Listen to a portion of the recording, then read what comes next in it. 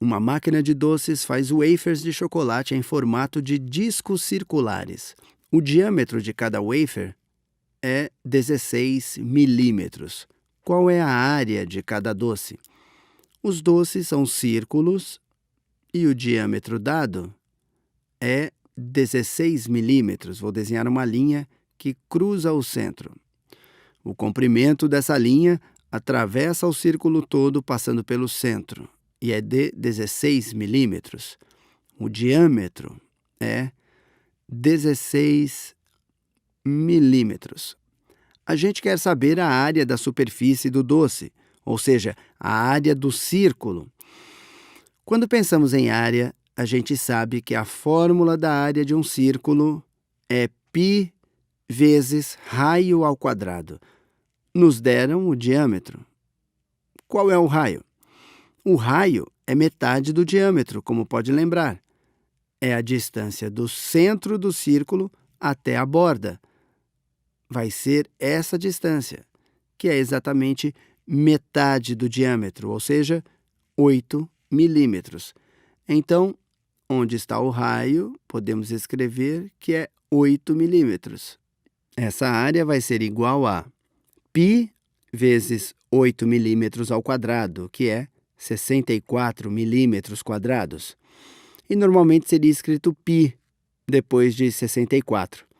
Normalmente deve ter escrito como 64 π milímetros, 64 π milímetros ao quadrado. Essa é a nossa resposta. 64 π milímetros ao quadrado. Mas às vezes não vai ser satisfatório deixar como π.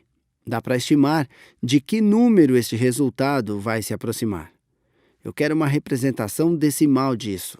Então tem que aproximar o valor de π.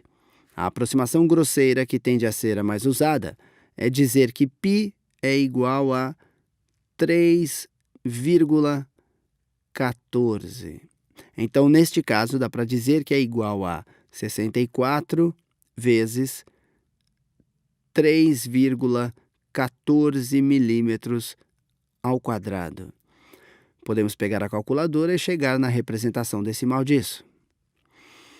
Teremos 64 vezes 3,14, que é 200,96. Dá para dizer que a área é aproximadamente igual a 200,96 milímetros quadrados.